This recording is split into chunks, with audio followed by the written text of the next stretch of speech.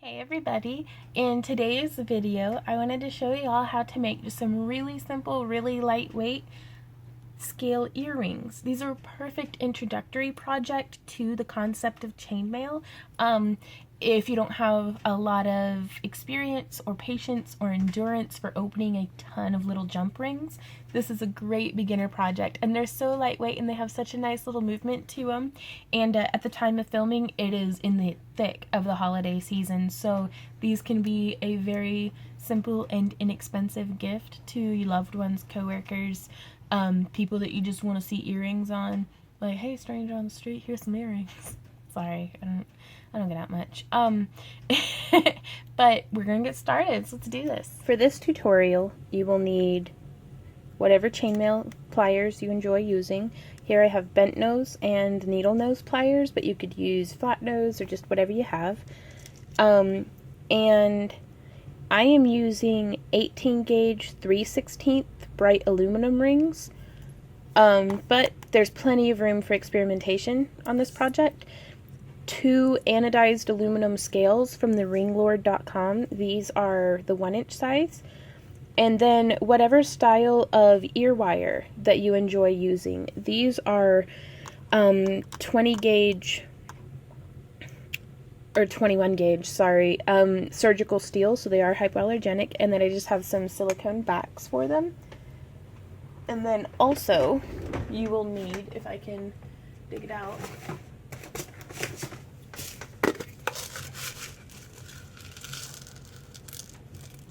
here I have 2 rings in 16 gauge 1/8 inch. Now you don't have to use a different ring size, but I like the way it ends up looking. And what we're going to do is we're going to open 4 of our larger rings, and then we're going to close 4 of our larger rings. Now to open a ring, you would bring it and just like that. So that's good and open, and then whenever you close them, you want to kind of wiggle the ends in nice and close to each other so that you get as good and even of a closure as what you can manage.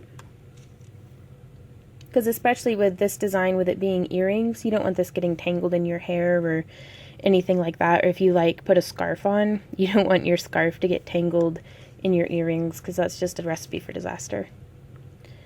So we're going to close all 4 of these.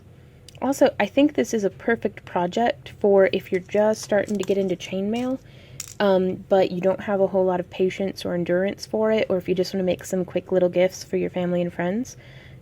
There we go. So we have our 4 closed, and then our 2 smaller ones will need to be open. So I like going through and doing the prep work initially, because now everything's prepared and we can just get straight to weaving. So what I'm going to do is I'm actually going to set 2 of these open larger off to the side, and I'm going to put 1 closed onto one of the open, and then I'm going to close it so that it looks like that. And then I'm actually going to hold them like this, so it's a little bit of a Venn diagram. If that's one circle and that's the other circle and this is where they overlap, I'm going to take, oops, I told you all wrong. You only needed 2 closed. Derp, sorry. But yeah, so you'll take another open and thread it through both of those, just like that. So you do not want it to look like this. That is incorrect. What is correct is having them overlap and you thread through both. And then we're going to close it. Now this is called a Mobius flower. You just kind of take it, and sometimes you drop it and it looks a little funny. And so what I do to get the hang of it is you just take it and you keep dropping it, or tapping it with your finger. And there it goes. Now it's a proper Mobius flower. You can see how it jumps around. You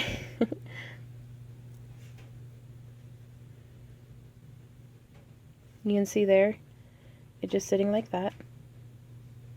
It's a nice little kind of rosette. And I'm going to make that again. So just to correct myself from earlier on, you'll actually need to make one Mobius flower, you'll need 2 open and 1 closed. I'm going to take a closed and set it on the open. And then close it.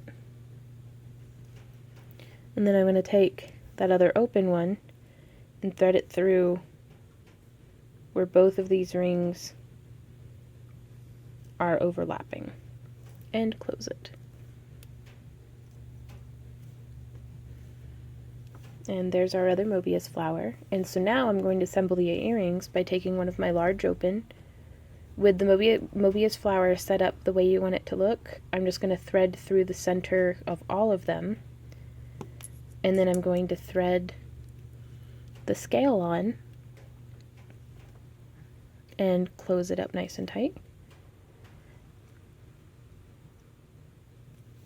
And then I'm going to take my 1/8 inch ring and thread through. And I usually make my earrings where the design in its completed form is facing me.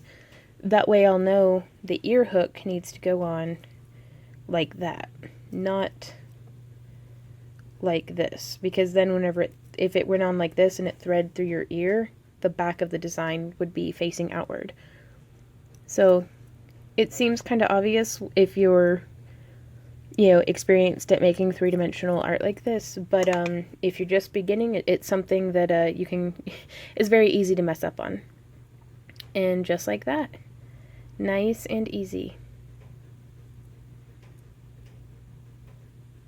And so let's go ahead and make the other one. Just going to take our large open ring, our little Mobius flower, thread it through the center of the flower, thread on the scale, close it, and then our 20 gauge 1/8 inch ring, just thread that through right there, and that's the one that we just added to assemble everything together. Thread on our ear hook and close it.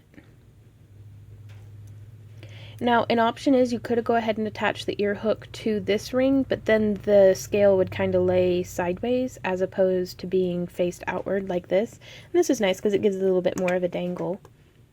And then you can just thread on the backs. These little silicone backs are inexpensive enough that I put them on all the earrings that I make. That way I don't have to worry about, losing them or anything like that.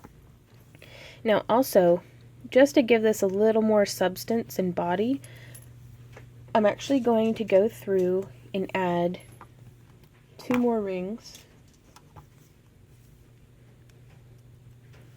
I'm just going to open each of them. And this is where your own personal design choices come into play, because this right here is a wearable earring. This will last for years. But I want a little bit more substance right here in this join.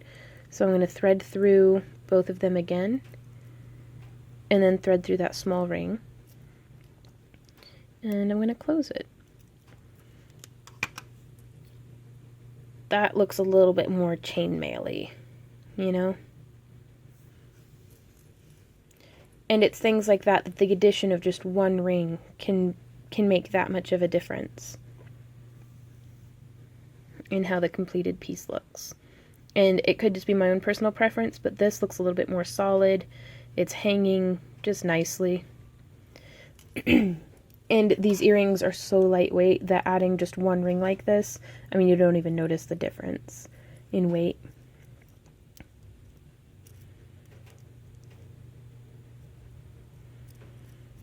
And so there we are. Oops.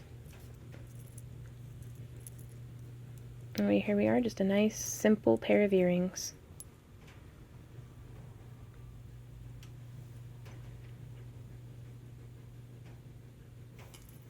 So here we are, guys. We got our earrings made.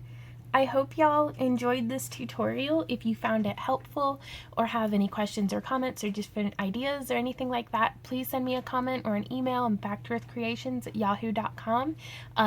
feel free to find me on Facebook. I'm just Yvonne Williams, or again, you can find me through the Back to Earth Creation links and stuff. If you would like to support the continuation of free tutorials like this, please check us out on Patreon. Links are down in the comment area below. For just $1 a month or more, if you want to donate more, you put your name in the hat to win my monthly fairy house giveaway, which that's always pretty fun. But yeah, I hope y'all enjoyed this, and happy crafting. I'll see y'all around.